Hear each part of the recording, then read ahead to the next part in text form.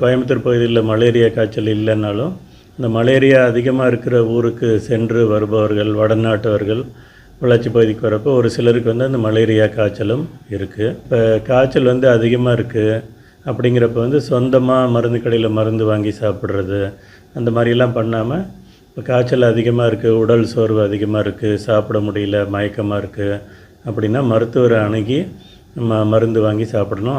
மேற்கு தொடர்ச்சி மலைப்பகுதியான பொள்ளாச்சி, வால்பாறை மற்றும் அதன் சுற்றுவட்டார பகுதிகளில் கனமழை தீவிரமாக பெய்து வருகின்றது. இதன் தாக்கமாக தற்போது டெங்கு, மலேரியா, டைபாய்டு மற்றும் ப்ளூ வைரஸ் காய்ச்சல் பாதிப்பு அதிகரித்து வருகிறது. பொள்ளாச்சி மாவட்ட அரசு தலைமை மருத்துவமனையில் நாள்தோறும் ஆயிரக்கணக்கான பொதுமக்கள் சிகிச்சைக்காக வருகிறார்கள். இதில் குழந்தைகள் முதல் பெரியவர்கள் வரை ப்ளூ வைரஸ் காய்ச்சலால் பாதிக்கப்பட்டுள்ளனர். மருத்துவ கண்காணிப்பாளர் ராஜா தெரிவித்ததாவது, பொள்ளாச்சி அரசு மருத்துவமனைக்கு தினமும் 1500 நோயாளிகள் வருகிறார்கள். இதில் 100க்கும் மேற்பட்டவர்கள் காய்ச்சல் தொடர்பான லட்சணங்களுடன் வருகிறார்கள்.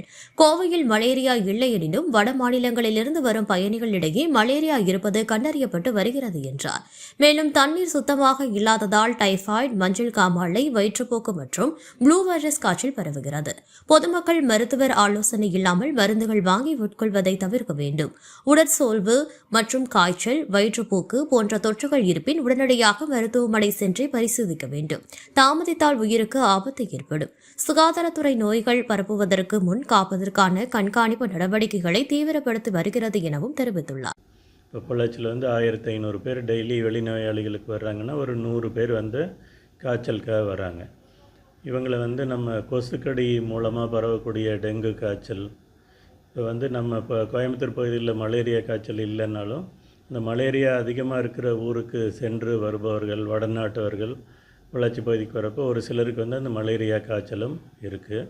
அப்புறம் தண்ணீரை வந்து காய்ச்சி குடிக்காததுனால டைபாய்டு காய்ச்சல் தண்ணி மூலமாக பரவக்கூடியது, மஞ்சள் காமாலை, வயிற்றுப்போக்கு அதெல்லாம் வந்து வருது. இப்போ காய்ச்சல் வந்து அதிகமாக இருக்குது அப்படிங்கிறப்ப வந்து சொந்தமாக மருந்து கடையில் மருந்து வாங்கி சாப்பிட்றது அந்த மாதிரிலாம் பண்ணாமல், இப்போ காய்ச்சல் அதிகமாக இருக்குது, உடல் சோர்வு அதிகமாக இருக்குது, சாப்பிட முடியல, மயக்கமாக இருக்குது அப்படின்னா மருத்துவரை அணுகி மருந்து வாங்கி சாப்பிடணும். அதுலேயும் சரியாக காட்டி அவங்க வந்து உள்நோயாளியாக அனுமதி பெற்று அவர்களுக்கு வந்து உடலில் இருக்க நீர் சத்து குறையிறப்ப பிபி குறைஞ்சி அதன் மூலமாக மரணம் ஏற்படக்கூட வாய்ப்பு இருக்குது. அப்போ வந்து அவங்க ஆரம்ப கட்டத்திலேயே மருத்துவர்கிட்ட காமிச்சு முறையான பரிசோதனைகள் செய்து என்ன காய்ச்சல்னு தெரிஞ்சுட்டு அதுக்கு உண்டான வைத்தியத்தை வந்து பண்ணணும். சொந்தமாக மருந்து கடையில் மருந்து வாங்கி சாப்பிட்றது, ரொம்ப அதிகமாகி மயக்கமடைஞ்ச பிறகு மருத்துவமனைக்கு வர்றது அந்த மாதிரி பண்ணக்கூடாது. அதிகமாக ஃப்ளூ காய்ச்சல், வைரஸ் காய்ச்சல் மூலமாக சளி, இருமல், உடல் அசதி அந்த மாதிரி வராங்க.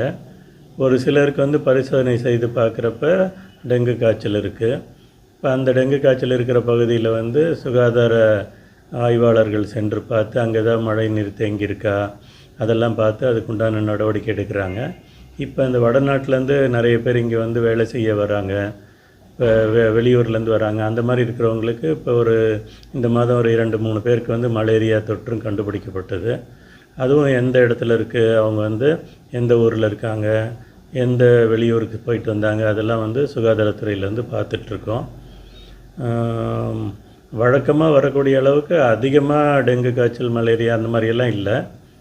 இருந்தாலும் தடுப்பு நடவடிக்கை வருமுன் காப்போம் சொல்லிட்டு முன்னாடியே வந்து அசுத்தமான பொருள்களை சாப்பிட்றது, சுத்தமில்லாத தண்ணி குடிக்கிறது இதெல்லாம் வந்து நம்ம தவிர்க்கிறது மூலமாக இந்த மழைக்கால நோய்கள் வராமல் தடுக்கலாம்.